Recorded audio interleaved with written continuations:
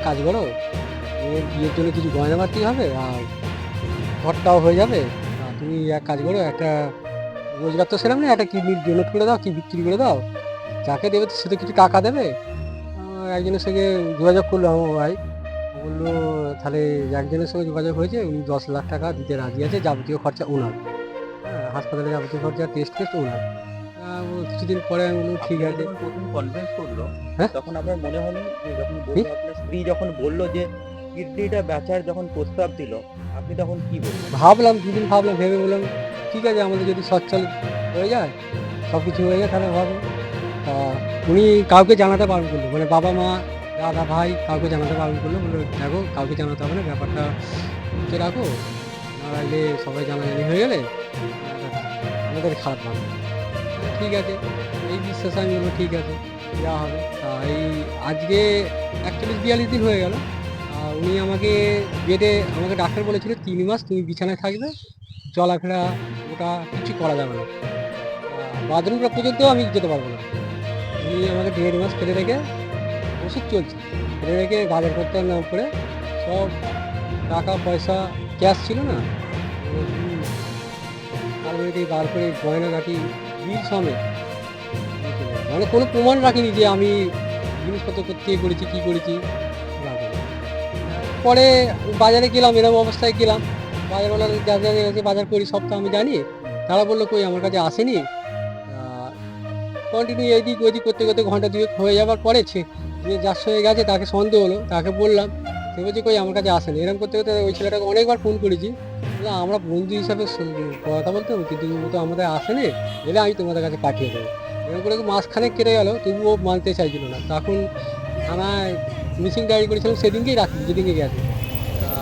Missing ডায়েরির ক্ষেত্রে থানা বললো যে ও প্রাপ্তবয়স হয়ে গেছে, ওকে আমরা কিছু করতে পারবো না। তখন কোর্টের মারফতে গেলাম, কোর্টের মারফতে গিয়ে থানা ইনকোয়ারি করে দেখলো ওরা ভাড়া বাড়িতে আছে।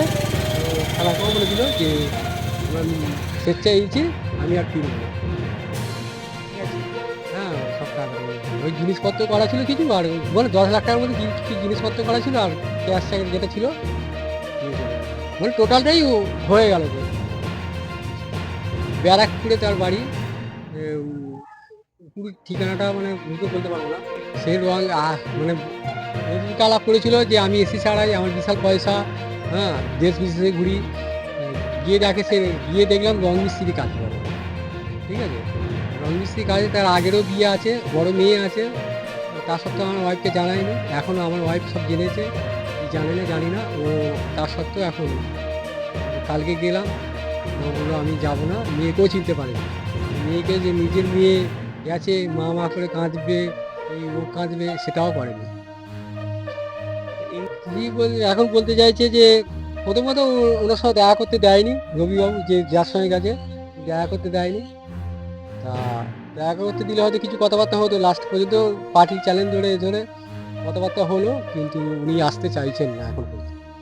আমি একবার আন্দাজ করেছিলাম, তখন খুব ঝামেলা হয়েছিল, ঝামেলা বলতে গায়ে হাত তোলা হয়নি, তখন এমনি বলেছিলাম যে এইটা কী করছো, মেয়ে বড় হচ্ছে, এরকম তারা করা ঠিক নয়। বললো ঠিক আছে, অনলাইন শিকার মারলো, যেটা স্বামী স্ত্রী হয় সেরকম তারা মানলো, মেনে বললো, ঠিক আছে আর আমি করবো না। তারপরেই এরকম অবসান হওয়ার পরেই তো এরকম করলো আবার। তারপরেও কথাবার্তা হতে হতো, আমি বুঝতে পারতাম না। কত বছর পর বিয়ে হয়েছে, ওর বছর বছর ওটা মনে নেই, জন্ম সার্টিফিকেটে আছে তো দেখতে হবে। এখনো পর্যন্ত সেরামই বলেছে আসবো না। এবারে তারপরে কি বলে যে জানি না, কোর্টে ডিভোর্স বললো তো, ডিভোর্সের ফাইল পাঠিয়েছি, ওরা ডিভোর্সের পাঠিয়েছে, ডিভোর্স দেবে। কি করবেন ভাবছেন? এখন ওরা কী সিদ্ধান্ত নেয় সেটা দেখবো, আর আমার কী বলে সেটা দেখবো। আপনি কি আইনি লড়াই লড়বেন? আইনি লড়াই করবো না, আমার টাকা পয়সা সব চলে গেল, সর্বস্ব চলে গেল, আমি কিছু চেষ্টা করবো না, অবশ্যই চেষ্টা করবো। আমার টাকা পয়সা না থাকে আমি এই অবস্থা থাকবি কি? মেয়ের দায়িত্ব তাহলে কি আপনিই সামলাবেন? আমিই দায়িত্ব নেবো, কিন্তু যেহেতু মেয়ে আমার, উনি যতটুকু মানে যে নিয়েছে সে ততটুকু করবে, ততটুকুই। তারপর দেখি, আমরা তো কিছু দায়িত্ব থাকে, মেয়ে তো আমার।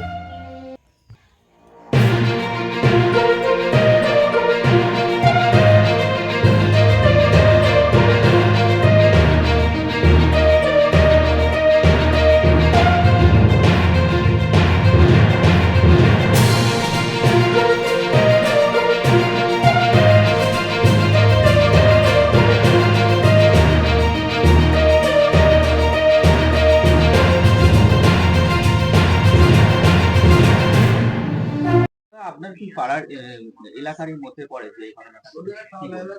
হ্যাঁ, আমার তো ধুলাগড় অঞ্চলের মধ্যেই পড়ে, যেটা ব্যানার্জি পোল আছে পাশেই বাড়ি। যেটা আমি শুনলাম পিন্টু বেজ, ওনার স্ত্রী সুপর্ণা বেজ, দীর্ঘদিন ওনারা ঘর সংসার করেছেন বা ভালোভাবেই ওনারা থাকেন, ওনাদের কোনো কমপ্লেনও নেই, কোনোদিন শুনিও নি। ইদানিং করে শুনলাম আজকে যেটা হচ্ছে যে পিন্টু বেজের একটা কিডনি অপারেশন করা হয়েছে, একটা কিডনি বিক্রি করা হয়েছে। যা কিডনি বহুত লোক বিক্রি করে অভাবের তাড়নায়, সংসারে তাড়নায় এগুলো করতেই পারে, সেটা সে ভালো বুঝেছে তাই নিজে থেকে করেছে। হ্যাঁ, স্ত্রী তো দেখুন, স্বামী স্ত্রীর ব্যাপার, স্বামী স্ত্রী যদি না বোঝাপড়া থাকে তাহলে তো এত বড় একটা সিদ্ধান্ত কেউ নিতে পারে না। নিশ্চয়ই স্ত্রী বুঝিয়েছে, সংসারের অভাব অনটন আছে, দেনাপাতি থাকতে পারে, তার তার পার্সোনাল ম্যাটার, ওটা সেটা তো আমরা জানি না।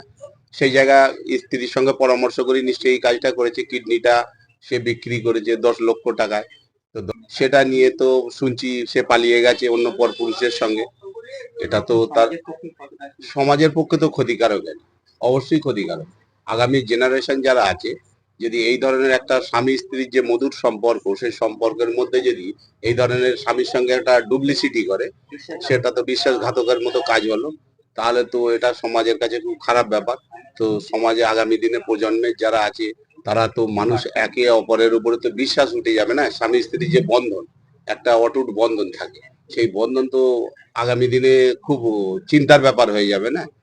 সংসার করতে ভয় পাবেন? সংসার করতে অবশ্যই ভয় পাবে, যে আগামী দিনে স্বামী স্ত্রীর মধ্যে যে ডিসিশন এইগুলো চারিদিকে লোক শুনছে, চারিদিকে যদি কেউ একটা স্বামী স্ত্রীর মধ্যে যদি একটা এই ধরনের সত্যিকারে তার প্রয়োজন আছে, একটা কিডনি বা কোনো কিছুর প্রয়োজন করে তার সংসার চালাবে বা দেনাপাতি করে, যে মানুষের ধরুন সারা পৃথিবীতে, হ্যাঁ টাকাটা সে তো নিয়ে চলে গেছে। তো সে একদম একদম খুব গরিব মানুষ, একটা মানে ফ্যাক্টরিতে কাজ করে। তো সেই জায়গায় ওটা বিক্রি করে টাকাটা 10 লক্ষ টাকা, সে যেটা আমরা শুনছি 10 লক্ষ টাকা নিয়ে সে চলে গেছে একটা পরপুরুষের সঙ্গে। অবশ্যই সে তার স্বামীর সঙ্গে হয়তো সংসার হচ্ছে না, বনিমানা হচ্ছে না, সে চলে যেতে পারে, যে কোনো ভাবে সে নাও সংসার করতে পারে, তার স্বাধীনতার উপরে। তার জায়গায় সে যার কিডনি বিক্রি করে একটা স্বামী সে টাকা নিয়ে চলে যাবে, এটা তো মানে খুব খারাপ ব্যাপার না, সমাজের মধ্যে একটা খারাপ বার্তা ছড়াচ্ছে। আর সমাজে আজকে স্বামী স্ত্রীর যে বন্ধন, সেই বন্ধনের মধ্যে একটা খারাপ বার্তা ছড়িয়ে যাচ্ছে। আমার নাম আক্তার লস্কর। আমার পরিচয়, আমি দুর্গাপুর গ্রাম পঞ্চায়েতের উপপ্রধান।